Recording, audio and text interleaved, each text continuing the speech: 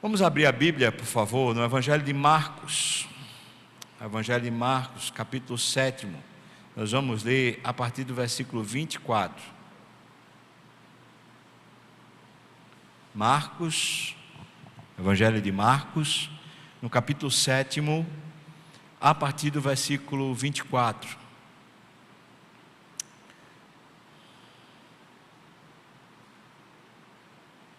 Falar um pouquinho antes da gente ler do versículo 24, só para situar em que ponto da história a gente está aqui, quando acontece esse episódio. Jesus estava com uma agenda bem lotada, bem sobrecarregada. Ele tinha saído de Jerusalém e foi para Cafarnaum, que era a cidade onde ele provavelmente dormia, onde ele tinha como se fosse a sua casa. Então devia ter uma casa que acolhia Jesus lá em Cafarnaum. Tinha a casa de Pedro também, talvez seus discípulos ali. Então Jesus saiu lá de Jerusalém e ele foi para lá, para Cafarnaum, mas muitos líderes religiosos tinham saído de Jerusalém também e foram para Cafarnaum. Mas não só os líderes, como a multidão. Então Jesus estava com uma dinâmica ministerial pesada. Ele estava atendendo gente demais, sobrecarregado, e de repente, no capítulo, aqui nos versículos anteriores ao que a gente vai ler, nós encontramos um tipo de debate, um tipo de discussão. Especialmente os religiosos, os líderes da religião judaica, estavam interpelando Jesus a respeito da purificação, porque eles estavam dizendo que os discípulos não lavavam as suas mãos antes de comer. Então ele estava falando, eles não seguem o rito da purificação, eles são imundos, eles são impuros. Na verdade, não era só uma questão de higiene, mas era uma questão religiosa mesmo, porque alguém que comia sem lavar as mãos não estava santificando o alimento, segundo a tradição, não segundo a Bíblia. Então eles estavam em falta, segundo o costume dos homens daquela época, e pareciam impuros aos olhos dos homens. Mas me parece que Jesus não estava muito preocupado com esse negócio de aparentar pureza sem estar de fato puro no coração. Então o que acontece é que Jesus diz: olha, vou dizer uma coisa para vocês, não é o que entra que torna o homem impuro, não são as coisas de fora que conseguem tornar o coração do homem impuro, mas a verdade é que um coração impuro é capaz de contaminar a vida toda. E ele diz que é dentro do coração do homem onde habita a impureza. E ele está falando naturalmente para pessoas descrentes, como aqueles líderes religiosos ali, que na verdade eram descrentes, que eles tinham um comportamento assim muito santo, um comportamento aparente de piedade, mas que o coração era cheio, como Jesus diz aqui, era cheio de inveja, de avareza, era cheio de desejos imorais. Ou seja, eram pessoas que não tinham um coração puro. É dentro desse contexto que Jesus então vai viver esse episódio que a gente vai ler agora. Jesus está, eu imagino, eu tiro essa conclusão, especialmente por causa do que ele vai fazer nesse texto que a gente vai ler. Jesus está cansado. Ele está cansado, por um lado, de uma agenda sobrecarregada. Por outro lado, ele está meio que cansado porque ele está sendo perseguido constantemente por questiúnculas que não vão nem vêm. E ele as explica, mas aquele pessoal não quer nada, só quer arranjar um motivo para perseguir Jesus um pouco mais. Então a gente vai ler a partir do versículo 24, tá bom? Evangelho de Marcos, capítulo 7, a partir do versículo 24. Levantando-se, ele levantou-se lá da casa onde ele estava, em Cafarnaum. Levantando-se, partiu dali para as terras de Tiro e Sidom. Essa terra não fazia parte do território de Israel. E aqui eu quero logo fazer uma ressalva. Isso quer dizer que Jesus vai para o território imundo, pelo menos conforme os costumes dos judeus. Então Jesus está saindo da terra de Israel, a terra prometida, a terra de Deus, e está indo para um território de gente imunda e um território imundo. Parece então que Jesus não está muito preocupado com o que os outros pensam, pelo menos é o que dá a entender. Ainda no versículo fala, tendo entrado numa casa, aqui a coisa piora porque um judeu que era puro, um judeu que era religioso, não deveria entrar na casa de um ímpio. Ele está numa terra ímpia, ele está com povo, pessoas que são ímpias, Jesus não deveria ir para a casa de um ímpio, porque isso era um sacrilégio. Isso era tornar-se impuro. Um judeu que fosse radical mesmo na sua ortodoxia, ele não deveria nem tocar numa pessoa que fosse impura, que fosse descrente ou que não fosse judia. Ele não deveria nem tocar. Imagine entrar na casa, imagine ir para a terra dele. Ou seja, Jesus está fazendo aqui uma calamidade, na verdade. Ele está fazendo uma coisa muito contrária ao padrão e à tradição que se tinha. Tendo entrado numa casa, veja aí, queria que ninguém o soubesse. Jesus não quer que ninguém saiba que ele está lá. No entanto, Jesus não pôde ocultar-se, diz o texto para nós. Versículo 25. Por quê? Porque uma mulher cuja filhinha estava possessa de espírito imundo, tendo ouvido a respeito dele, essa mulher ouve a respeito da história que está acontecendo lá em Jerusalém, lá na Galileia, tendo ouvido a respeito dele, veio, prostrou-se-lhe aos pés. É impressionante o que essa mulher faz. Versículo 26. A narrativa a respeito da mulher.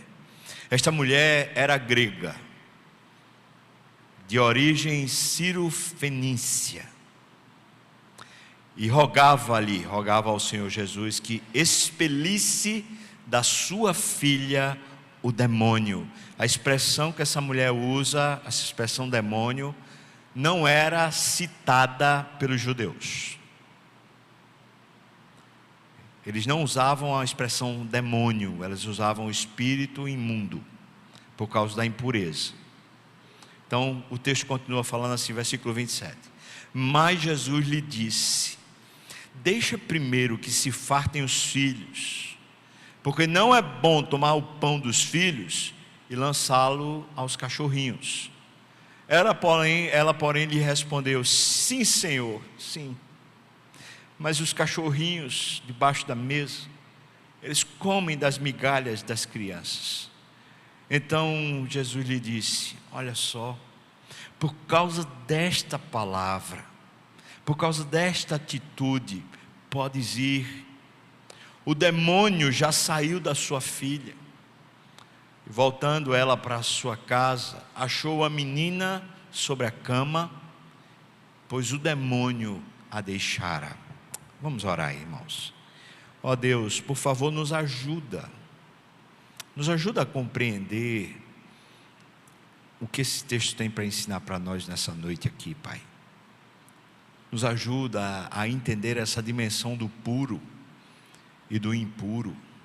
Ajuda-nos também a entender o quanto a gente pode te ter e desfrutar a tua presença.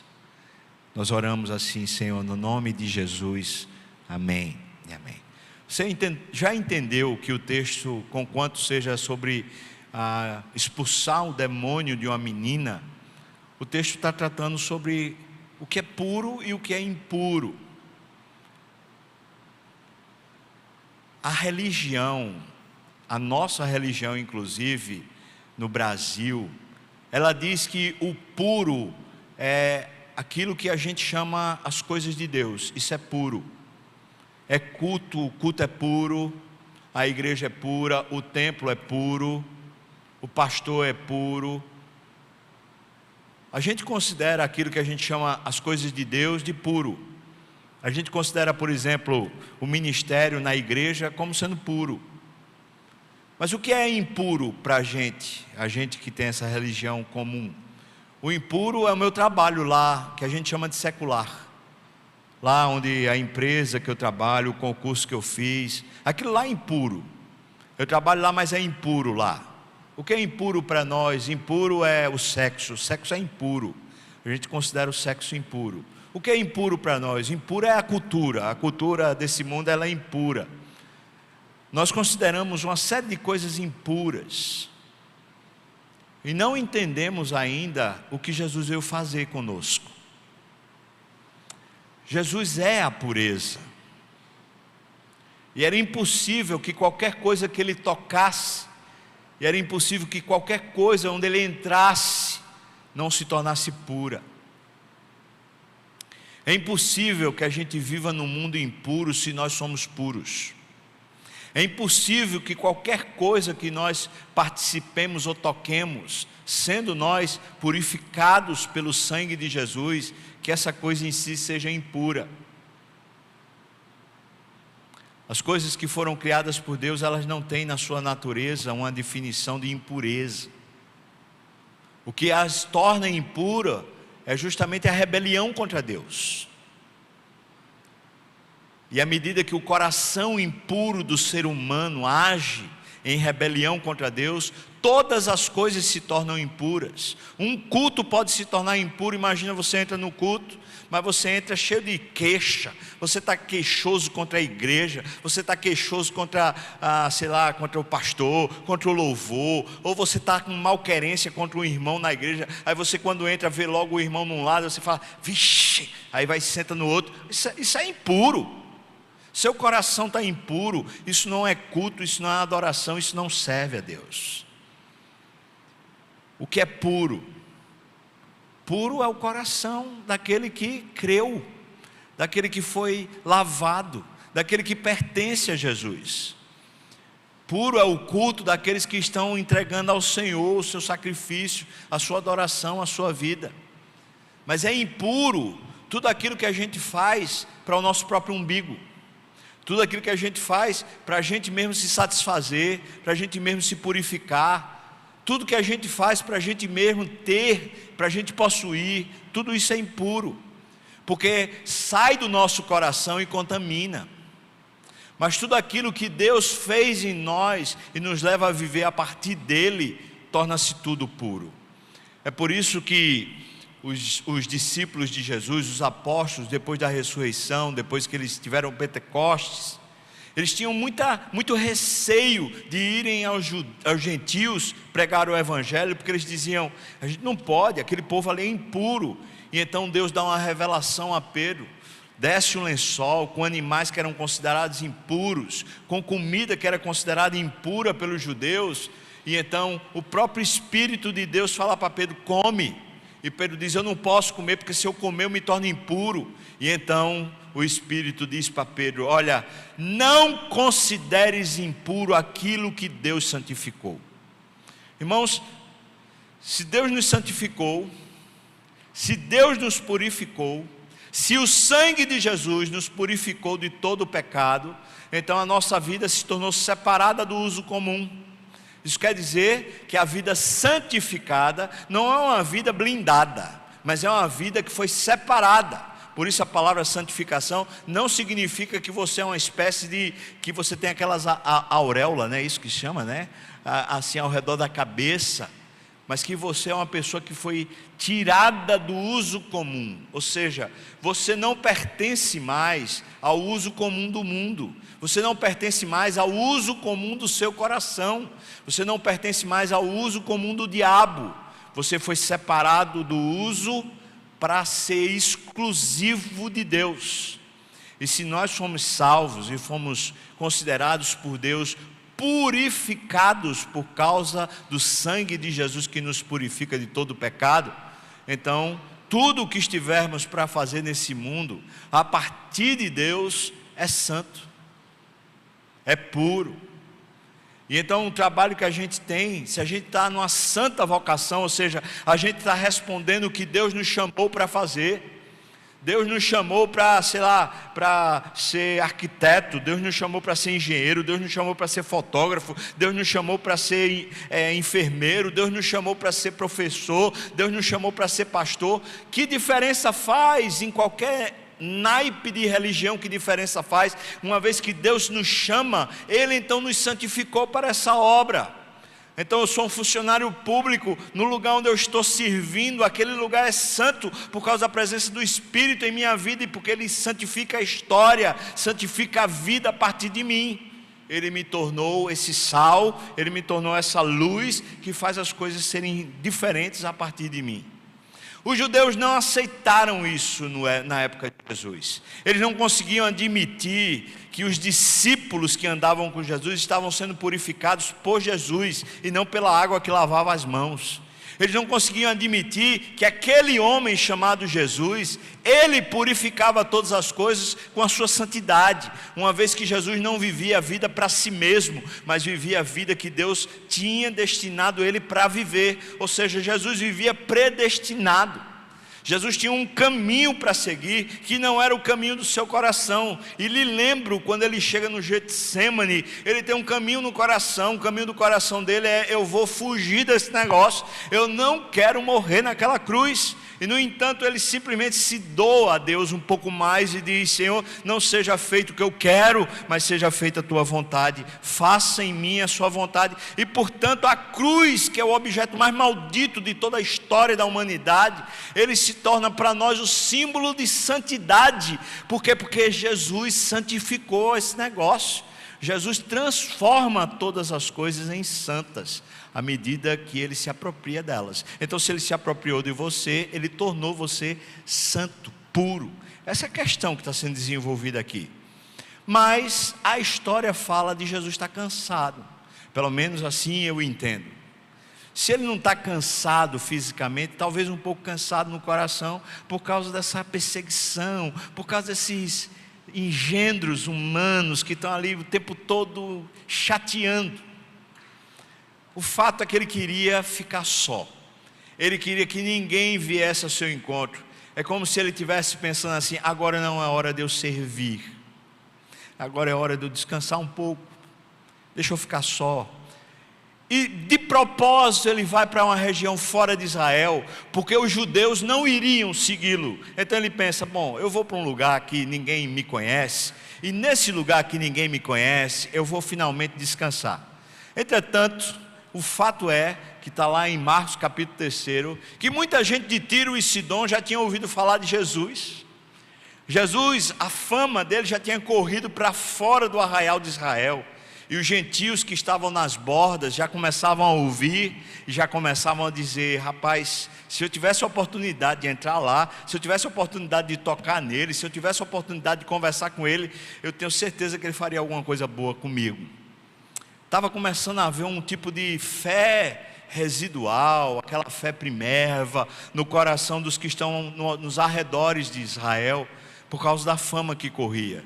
Jesus então sai, vai para aquele lugar, e diz o texto que ele foi para Tiro. Se você seguisse o texto ali a partir do versículo 31, diz que ele foi para Sidom.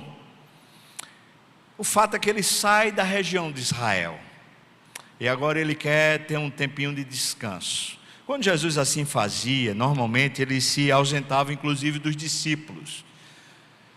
Às vezes ele subia a montanha e ficava lá só orando e tendo um tempo com Deus. A dinâmica do ministério de Jesus é exatamente essa: é muito serviço, muito labor, multidão em cima de multidão, ele servindo, mas vez por outra ele se ausenta. Ele se ausenta para respirar, ele se ausenta para aquietar a alma, ele se ausenta para buscar o Pai, para ouvir a voz do Pai, para que torne clara a missão do Pai para si, para ele não fazer nada a partir de si mesmo, fazer tudo a partir do Pai.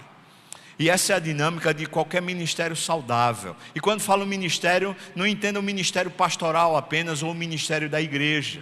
Você que está aí trabalhando, você que está se esfarfando, você que está correndo com muitas atividades, muitos afazeres, você diz assim: eu agora preciso passar num concurso, ou preciso passar no vestibular, agora eu tenho que correr atrás, eu tenho que dar o meu sangue. Tá bom, dê o seu sangue. Você está fazendo o quê? Mestrado, doutorado, você está fazendo o final do curso, tem que concluir o trabalho. Você diz: agora é uma jornada, está penosa. Aí você para e pensa assim: rapaz, eu não estou nem conseguindo ler, não estou nem conseguindo estudar a Bíblia, não estou nem conseguindo orar. Sabe, você está numa jornada penosa, faça para Deus. Não faça para conquistar nada, faça de forma santa. Indique no seu coração: eu quero fazer qualquer coisa que seja para a glória de Deus e não para a minha glória, não para uma conquista pessoal. Então se dedique ao Senhor, enquanto você está nesse fluxo de muita coisa para fazer. Mas saiba de uma coisa, irmão: assim como Jesus, eu e você precisamos também depois dar uma parada, Precisamos também desacelerar, buscar a Deus, orar. Às vezes ter um retiro pessoal, sozinho. Às vezes ter um momento em família, sozinho, para orar, para buscar ao Senhor. Não diga assim: eu preciso ir para a Disney para poder arejar minha cabeça. Eu preciso ir para a Europa, então eu preciso ir para Israel para arejar minha cabeça. É mentira. Você vai para esses negócios, você fica com a cabeça cheia também, porque você tem um roteiro, você tem horário, você tem não sei o que, você não descansa. As pessoas vão para o lazer e não descansam.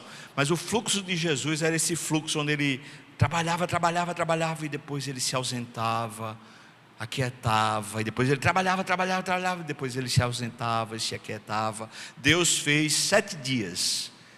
Em 6 dias ele fez toda a sua obra e viu que era boa. Mas no 7º dia ele separou o dia para santificar. Ou seja, ele tirou o dia do uso comum e disse: eu preciso desse tempo para mim, desse tempo para Deus. Esse é o fluxo e o refluxo desde a criação, e continua sendo, e Jesus obedecia a isso como ninguém. Ele queria ocultar-se. A Bíblia fala para nós em alguns textos, por exemplo, Jesus estava querendo estar só e algumas crianças chegaram. E quando elas chegaram, os discípulos serviram de anteparo e ficaram dizendo assim: não vai não, o mestre está precisando descansar, não vai não, eles ficavam bloqueando. E então Jesus chega e diz para os discípulos: deixai vir a mim os pequeninos, é deles o reino dos céus. Ou seja, nós entendemos que os discípulos algumas vezes serviram de para-choque, impedindo que a multidão chegasse. E ele podia assim talvez descansar um pouquinho por causa da demanda tão gigante que ele tinha. Se Jesus queria ocultar-se, queria que ninguém soubesse onde é que ele estava, estando na casa de alguém lá em Tiro, então eu posso dizer para você que muito provavelmente tinha algum esquema para impedir que as pessoas chegassem a Jesus. O texto diz para nós, por favor, dê uma olhada, por favor. O versículo 24 ainda diz: mas ele não pôde. Você está vendo a palavra poder aí, sim ou não? Está vendo? Ele não pôde, isso quer dizer, alguém conseguiu romper o próprio desejo dele. Ele queria ocultar-se, mas alguém conseguiu dar um ninja, conseguiu entrar, conseguiu chegar lá. Também não era para menos. Essa mulher tinha motivo, e que motivo, para poder se afoitar, para poder romper barreiras, para ir ao encontro, para chegar diante de Jesus. O texto diz que essa mulher tinha uma filha possessa, veja a narrativa fala para nós, possessa de espírito imundo, porque era assim a narrativa do judeu. Não chamava demônio, mas chamava espírito imundo. E eu digo uma coisa para você, irmão: muitas coisas ruins podem acontecer na vida da gente, mas se um dos meus filhos, Deus dissesse para mim: olha, Fubá, você tem que escolher, ou seu filho vai ter uma doença terminal para a morte, ou ele vai ficar endemoniado. Eu digo para você que apesar de chorar muito, eu ia dizer: Deus, eu prefiro que seja uma doença para a morte do que um filho meu fique endemoniado. Alguém que fica endemoniado está no último grau da escala da perdição. Está tomado em todos os seus sentidos por demônios. E aquela menina, sei lá por que cargas d'água o texto não fala, mas essa menina, ela está possuída por espíritos imundos. Essa mulher está num desespero, mas a atitude dela revela para nós que não era só um desespero do tipo: ele precisa fazer alguma coisa para minha filha, mas o desespero era também para conhecer aquele que podia fazer alguma coisa para sua filha. Por que a gente sabe disso? Porque quando ela chegou lá, versículo 25, ela veio e prostrou-se-lhe aos pés. E a narrativa que segue, essa mulher está prostrada. Ela não se levanta em nenhum momento, ela simplesmente se prostra aos pés. Os comentaristas falando a respeito dessa atitude dela, e da maneira como ela se dirige a Jesus, a expressão que ela usa falando de Jesus, chamando ele de Senhor, diz, ela reconheceu nele uma figura de autoridade. Existiam dois tipos de autoridade na dinâmica cultural daquela época: a autoridade que era a autoridade do Estado e a autoridade espiritual. A autoridade do Estado era um rei ou então era algum governador. Essa autoridade era respeitada e a pessoa também se prostrava, mas a pessoa se prostrava em saudação. Então a pessoa se prostrava e saía da prostração, porque a pessoa já tinha saudado o governante ou a autoridade. Mas quando alguém reconhecia uma autoridade espiritual, essa pessoa se prostrava e permanecia prostrado. A atitude dessa mulher e a maneira como ela fala com Jesus revela para nós que ela reconheceu nele, pelo que ela ouviu a respeito dele, que não se tratava simplesmente de um profeta ou simplesmente de um homem que tinha poderes, mas se tratava de uma divindade. Ela está diante do divino. Essa é a crença que está no coração dessa mulher por causa da atitude dela.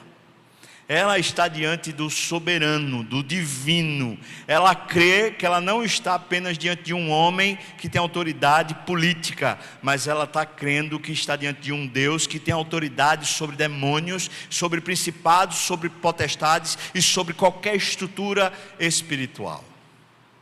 Isso é tremendo. Ela não veio buscar apenas uma solução para sua filha. Ela veio conhecer alguém que tinha poder maior nessa terra, que tinha sobre si uma autoridade maior do que as dos homens todos. Essa mulher, portanto, já tem um nível de revelação pessoal a respeito de Jesus maior do que, por exemplo, o que a gente viu hoje pela manhã, maior do que a maioria dos judeus. O texto segue, o versículo 26 descreve que mulher é essa. O texto diz, ela era grega. Essa expressão grega não quer dizer que ela tinha nascido na Grécia, mas quer dizer que ela era uma ímpia. Ela não fazia parte da aliança com Deus, ela não fazia parte dos judeus. Ela simplesmente era uma gentia. Ela não tinha nada a ver com o laço, com o vínculo de Deus com Israel. Por isso cita que ela era grega e diz que a sua origem era sírio-fenícia. Na verdade, a última mulher na Bíblia que teve origem sírio-fenícia era Jezabel. Jezabel era a esposa de Acabe, um dos piores, se não o pior rei de Israel. Um rei que levou toda a nação a partir de Jezabel, que era na verdade uma feiticeira, uma mulher sírio-fenícia, que era uma bruxa. Aquela mulher, Jezabel, junto com seu marido Acabe, que era o rei de Israel, levaram e introduziram dentro de Israel um tipo de superstição e adoração a Baal, e chamavam de Jerubaal aquela adoração. Por isso, a referência sírio-fenícia já estabelece para nós o nível de cultura que havia dentro daquela região e como Israel se relacionava com aquele nível de cultura. Ou seja, não pode vir coisa boa da sírio-fenícia. A última que veio foi Jezabel. Essa mulher está sendo descrita, dizendo que ela está num dos piores círculos culturais da sua época. Ela é gentia, quer dizer, ela é grega no sentido dela ser uma ímpia. Mas não é só isso não. A origem dela é a mesma origem de Jezabel, ou seja, os costumes que tem lá é costumes para Jerubaal, é costume de feitiçaria, de magia, é um tipo de adoração que se faz animista, onde Deus nunca é valorizado de fato. É assim, mulher grega, sírio-fenícia. Entretanto, ela de joelhos, com o rosto em terra, prostrada, ela rogava ao Senhor dizendo, por favor, tira o demônio. Ela usa essa expressão, provavelmente por causa da ignorância que ela tem a respeito de como os judeus chamavam os demônios, chamavam não, mas como eles se referiam aos demônios, dizendo que eles eram espíritos imundos, como já lhe expliquei. Então é como se essa mulher, prostrada com o rosto em terra, ela estivesse usando até as palavras inadequadas, dizendo, por favor, o Senhor que é Deus, o Senhor que tem autoridade sobre esse mundo espiritual, tira o demônio da minha filha, por favor. Por favor. É aqui que a lição começa a ficar grotesca. Porque esse texto apresenta para nós um Jesus que a gente não conhece muito bem. Jesus é grosso com essa mulher. Eu estou falando isso, irmão, não é só porque na leitura fica evidente, mas é porque os comentaristas que eu consegui ler a respeito dessa passagem, eles afirmam exatamente isso, que existe um aspecto de grosseria em Jesus a respeito dessa mulher. Não é porque ele está cansado, mas é porque de fato a missão dele não é alcançar o gentil. Não nessa época. Ele veio para os que eram seus, ele veio para os judeus, ele não estava estendendo ainda o seu braço de salvação para os confins da terra, para os gentios. É por isso que ele está sendo grosso com essa mulher. É grosso, irmãos. Aqui eu tenho que dar uma parada, porque nesse aspecto que nós não conhecemos Jesus, talvez a gente precise se dedicar um pouquinho mais nesse texto, ou em textos semelhantes, para a gente conhecer essa faceta de Jesus. Por vezes, Deus tem que nos impactar com grosserias. Quando falo isso, eu falo com muito temor, porque eu não estou dizendo com isso que necessariamente as grosserias com as quais nós lidamos diariamente, as grosserias da vida, necessariamente é Deus quem está introduzindo, mas posso dizer-lhes que com certeza Deus as usará.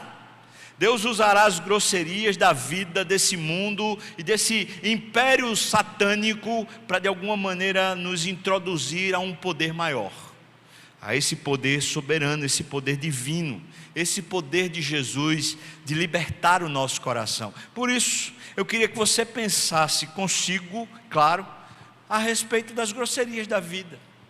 Quantas vezes você não conseguiu traduzi-las como sendo obra divina? Quantas vezes você simplesmente se empancou numa mágoa, num ressentimento, numa crise, porque você não conseguiu introjetar a possibilidade de que talvez em algum momento Jesus seja grosso também. Já pensou nisso? Você já pensou quando Jesus chama essa mulher de cachorrinha? A grosseria que isso é. Você consegue imaginar a cena? Jesus, o Filho de Deus, o Santo, o Todo-Poderoso, o Criador dos céus e da terra, cheio de longanimidade e de misericórdia. Ele está olhando para uma mulher que tem na sua história um caso terrível. Ela está com uma filha terrivelmente endemoniada dentro de casa. Ela está prostrada com o rosto em terra e está clamando com toda humildade, falando: por favor, faça alguma coisa com a minha filha, tira o demônio de lá. E Jesus parece seco, indiferente, grosso, fala com ela: não tem como socorrer cachorrinho. Essa palavra cachorrinho no original, na verdade se usava duas expressões a respeito de cachorro naquela época. Existia o cachorro que era não domesticado, o cachorro que eu vou chamar assim, o cachorro selvagem, que eram aqueles que às vezes estavam até nas ruas, mas esses cachorros ali eram os que comiam as coisas que sobravam. Sobrava algum lixo de casa, sobrava alguma coisa, a gente chamaria de vira-lata, mas só que eles eram meio que feras, porque eles também caçavam fora da cidade, eles caçavam coelho, lebre, eles caçavam o que tivesse de animal pequeno, lagartixa, lagarto, eles saíam caçando.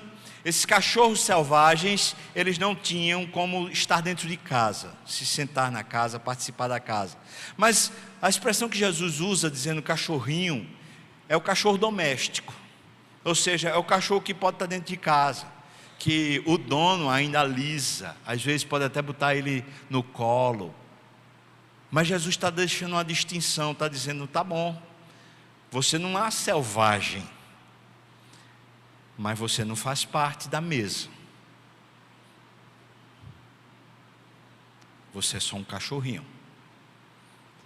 Para uma pessoa que está nesse grau de dilaceração pessoal, para uma pessoa que está com o rosto em terra, me parece alguém seco demais, alguém sem amor, me parece uma atitude até de desamor. Se eu usasse os olhos da minha cultura, os olhos da minha época, e eu estivesse nesse cenário, seria para eu chegar para Jesus depois, ou talvez na ocasião, e falar assim: ô Senhor, por que essa grosseria? Não é para a gente amar? Tem que amar, vamos amar, por favor. Mas aqui está o relato do jeito que foi. E Jesus não está pecando, Jesus está cumprindo a missão do Pai. Ele está fazendo a distinção que se faz necessária na sua missão. E então ele está dizendo: você faz parte até da casa, você pode até receber carinho, mas você não faz parte da mesa, você não faz parte da comunhão, você não faz parte do pacto. Eu não tenho como lhe socorrer. É nessa hora que eu penso que uma migalha que vem de Jesus é maior e mais poderosa do que os nossos maiores problemas. Apenas uma migalha dele é maior e mais poderosa do que os nossos maiores problemas. Porque o que essa mulher diz é impressionante. Ela diz: por favor, eu posso comer só uma migalhazinha? Porque a palavra de Jesus é: deixa eu engordar. A palavra fartar não é simplesmente alguém que sai da mesa dizendo assim: estou satisfeito. Não.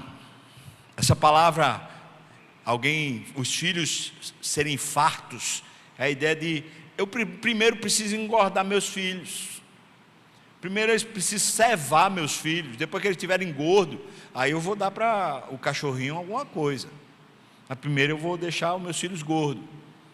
Aí essa mulher usa o sistema cultural, ela fala assim, ela fala de crianças. Jesus, quando fala de filhos, ele não fala de filhos criança, mas fala de filhos de qualquer idade. Mas aí ela fala assim: as crianças, falando de filhos agora, mas as crianças, quando elas vão para a mesa, todos os judeus comiam sem talher. Claro, na época não existia talher, também eles não usavam palitinho, nada, era com a mão. E tinha muito molho, tinha feijão, e tinha os molhos mesmo que eles faziam. Então os condimentos, aquilo tudo dentro da mesa. Quando pegava o pão, quando pegava o cuscuz que tinha, as coisas que tinha, eles se melavam, as mãos ficavam meladas. Ao final da refeição, depois que você pegava, por exemplo, um cabrito cozido lá, e você pegava com aquela graxa, e a sua mão toda melada, e aquilo ficava escorrendo pela mesa, escorria pelo chão. Então, nisso, quando chegava ao final, você pegava um pedaço de pão, um pão daquele sírio, um pão daqueles redondo grande, você rasgava um pedaço de pão, e aquilo servia como um guardanapo. Você limpava a sua mão, você limpava a sua boca, você molhava o pão com o resto que tivesse no prato, e você comia. Não é para jogar fora não, era para comer. Mas nesse processo, quando você rasga o pão, quando você está melando tudo, cai em farelos. Ela está usando a época, ela está falando: vocês se lambuzam na mesa, alguma coisa sobra, alguma coisa sobra, eu só quero o que sobrar, é só isso. Entretanto, irmãos, ela não diz apenas isso. Depois que Jesus diz: deixa primeiro os filhos ficarem gordos, ela diz assim, ela porém respondeu, por favor, veja aí o versículo 28, ela fala: sim, Senhor. Será que você poderia dizer assim: sim, Senhor? Você pode dizer isso? Sim, Senhor.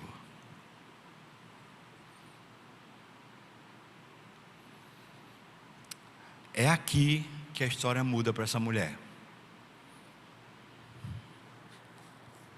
Ela não diz: mas, Senhor, eu queria que o Senhor pensasse.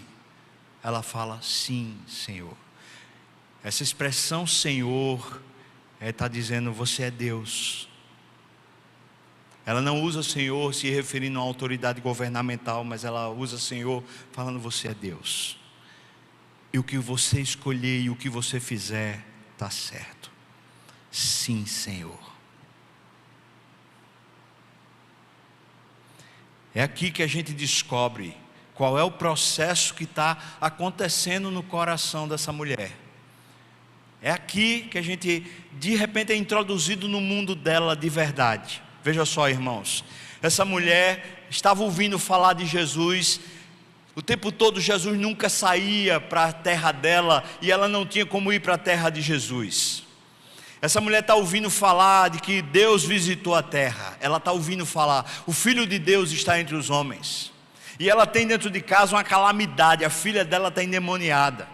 De repente ela ouve falar, olha, ele chegou na cidade. Na hora que ela faz isso, ela fura tudo que tem que furar. Ela vai para onde ela tem que ir. Ela se prostra aos pés e diz, eu estou vendo Deus. Essa mulher está buscando a Deus. Sim, ela quer que sua filha não fique mais demoniada. Esse é o pedido dela. Entretanto, quando Jesus diz, você é um cachorrinho, ela simplesmente diz, sim, Senhor, sim. Ou seja, o que está no mais profundo do coração dessa mulher não é apenas que a sua filha se resolva e que o problema seja resolvido. O que ela tem como intenção é a adoração, é dizer, sim, Senhor, a história é sua, o Senhor faz do jeito que o Senhor quiser. Quando buscamos a Deus, quando de fato o nosso interesse genuíno de prostrarmos-nos diante de Deus, a atitude é essa, é sim, Senhor. Não é mais, Senhor, talvez, Senhor, pensa comigo, Senhor, desse jeito, Senhor, mas é sim, Senhor, prostrado com o rosto em terra, dizendo, eu não preciso necessariamente que o Senhor faça alguma coisa nova, o que eu preciso é isso, é ter um contato contigo para ouvir a tua voz.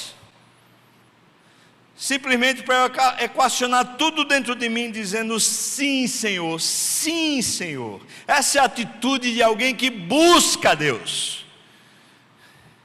Pessoas que realmente buscam a Deus, não estão buscando a Deus para organizar a sua vida ou para resolver os seus problemas. Conquanto Deus os resolva, Deus equaciona toda a nossa vida na medida que vivemos e convivemos com Ele. Mas pessoas que buscam a Deus, às vezes vão sofrer justamente a indiferença, a grosseria, percalço na sua história. Às vezes o próprio Deus vai nos tratar assim, a fim de que nos curvemos e debruçados diante dele possamos dizer, sim, Senhor, sim, Senhor, sim, faça o que o Senhor quiser.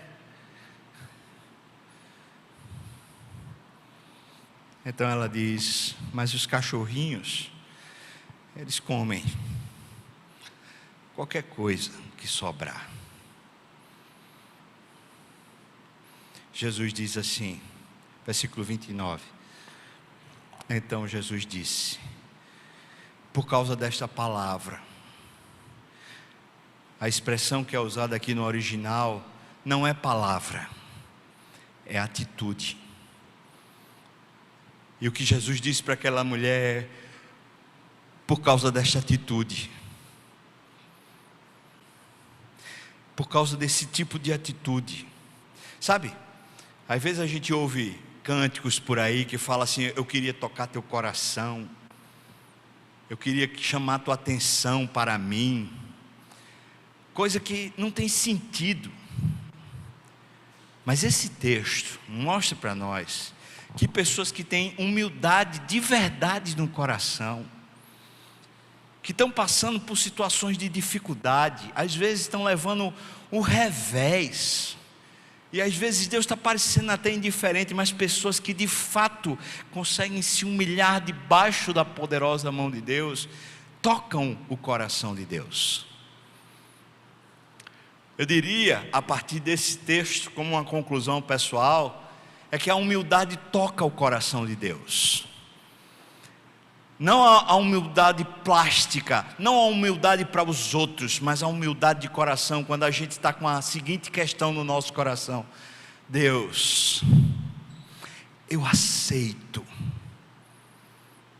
eu vim te pedir para que o Senhor mude, mas eu aceito. Não, eu não aceito porque é o jeito, mas eu aceito porque o Senhor é Senhor. eu aceito. E nessa sociedade, nesse tempo que a gente vive, onde todas as coisas que não dão certo para nós, a gente tem um jeito, a gente vai para um outro caminho, a gente arranja uma outra plataforma para de alguma maneira permanecer fazendo o que a gente quer fazer.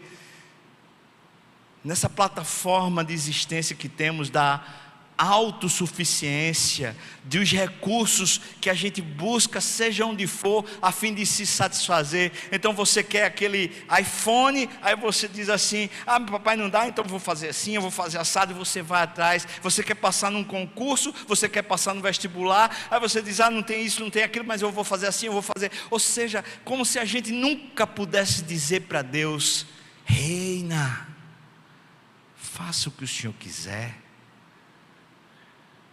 Faça. Como se nunca a gente pudesse se render de verdade a Deus e dizer: sim, Senhor, sim. Eu não preciso que o Senhor vá até minha casa. Eu não preciso que o Senhor tire o demônio da minha filha. Eu só preciso uma migalha sua. Já me satisfaz plenamente. Uma migalha sua é maior do que tudo que eu tenho na minha vida. Uma migalha sua é maior do que qualquer experiência que me traumatizou ou que me deixou confuso. Uma migalha sua. Esse texto tem ensinado ao meu coração há algum tempo. Faz aí uns 2 meses que eu tenho meditado nesse texto. E tem me ensinado a dizer para Deus: eu quero é a Ti, Senhor. Eu quero é a Ti. Quinta-feira meu sogro veio de Garanhuns fazer um cateterismo aqui. 2 domingos atrás ele teve um infarto lá em Garanhuns, ficou na UTI durante a semana. Ele saiu no domingo da Semana Santa, domingo passado. Essa semana então ele veio para Recife fazer o cateterismo quinta-feira.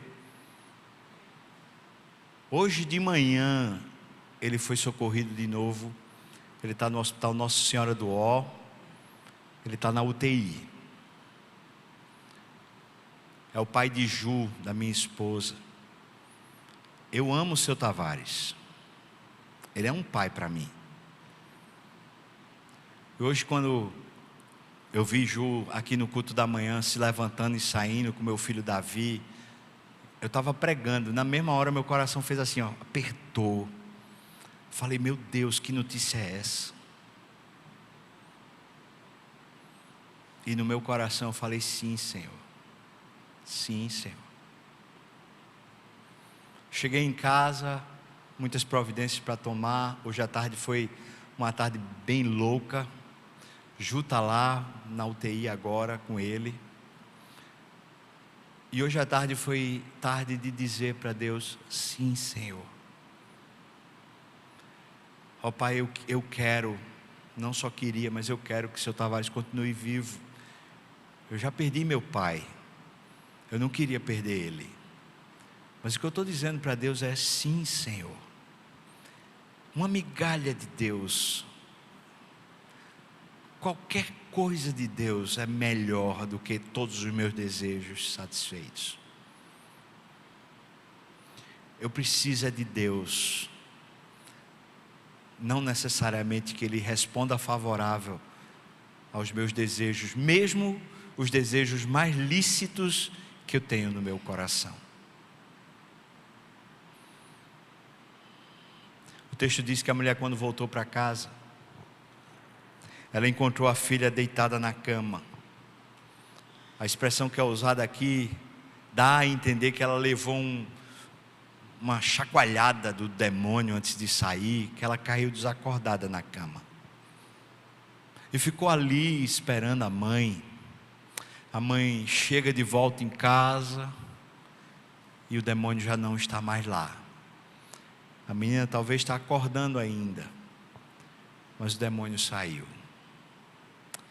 Sabe, na verdade Deus já nos tirou do império das trevas. Ele já tirou o poder do demônio sobre nós. Mas uma coisa ainda nos falta a atitude dessa mulher. A atitude de gente que quer adorá-lo, que não fica medindo esforço para adorá-lo. Não chega, um comentário até de Calvino a respeito disso, diz assim: no domingo você não fica dando desculpa para não ir para a igreja. Vai ter um ensaio de um ministério, vai ter uma coisa, você não fica dando desculpa, dizendo assim: ah, mas que cansaço, ah, mais nada. Vai, e vai com o coração. Assim também na nossa vida lá fora, no mundo, onde a gente trabalha, onde a gente tem as coisas para fazer, vai, serve a Deus, mas serve a Deus de coração. O que Ele diz para mim para todos nós: buscar-me-eis e me encontrareis quando me buscardes. Como, irmãos? De todo o quê? De todo o coração. Eu serei achado de vós, diz o Senhor. Eu farei mudar a vossa sorte. Não espere que um coração dividido, um espírito dividido, quando você diz: eu quero Deus, mas eu quero também isso, eu também quero aquilo, eu quero também isso e quero aquilo outro, mas eu quero Deus. Não espere que um ânimo dobre, um espírito dividido, um coração dividido. Não espere que isso agrade a Deus, porque não agrada. O que Cristo fez por você, quando Ele foi até a cruz, foi pegar a sua vida impura, o lixo da sua alma. Ele crucificou em si mesmo lá na cruz e morreu a sua morte, a fim de que você receba plenamente a vida de Deus operando no seu coração.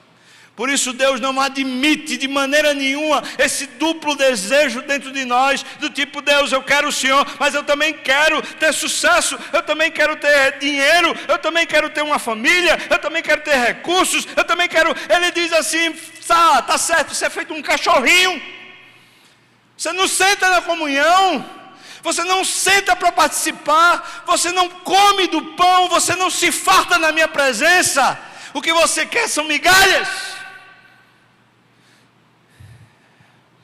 Que nos falta essa atitude de dizer: a minha satisfação, mesmo que seja apenas uma migalha que caia sobrando do Senhor, a minha satisfação é o Senhor, é plena no Senhor, é toda no Senhor. Eu estou satisfeito contigo, Deus. Já estou. Eu não estou precisando que o Senhor faça nenhum arremedo, nem que o Senhor faça nenhuma conquista, nem que o Senhor estabeleça nada novo. Eu já estou satisfeito em Ti. Essa é uma vida de adoração. Como é que você está aqui, irmão? Como é que você está? Você veio buscar ao Senhor para adorá-lo, para conhecê-lo? Vamos orar. Você, diante da palavra do Senhor, se sentiu de alguma maneira constrangido, exposto, tratado, persuadido? Queria desafiar você. Desafiar você a se humilhar diante de Deus, dizendo: Senhor, eu me rendo. Eu me rendo. Eu me rendo. Eu quero desafiar você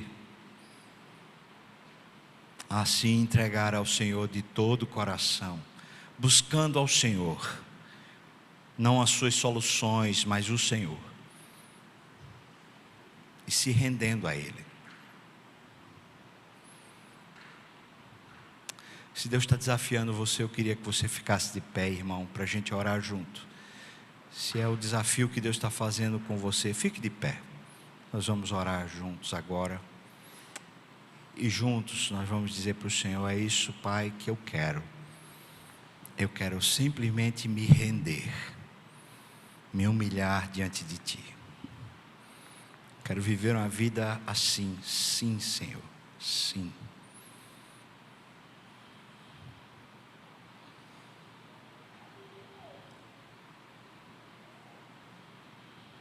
Ó Deus, nós temos algumas coisas para Te pedir nessa noite. A primeira delas é pedir perdão ao Senhor quando não temos Te buscado por aquilo que Tu és, mas Te buscado pelas mãos que o Senhor tem, que é poderosa para fazer infinitamente mais. Segunda coisa que temos para Te pedir, Senhor Deus, é misericórdia para que o nosso coração se satisfaça plenamente em Ti, totalmente em Ti, mesmo quando a gente sentir os impactos, parecendo que há uma grosseria, indiferença, que o nosso coração se satisfaça em Ti, Deus. A terceira coisa que nós queremos Te pedir nessa noite é que o Senhor nos ajude de coração, Senhor, a nos humilharmos diante de Ti, e que a nossa reação na vida seja sim, Senhor.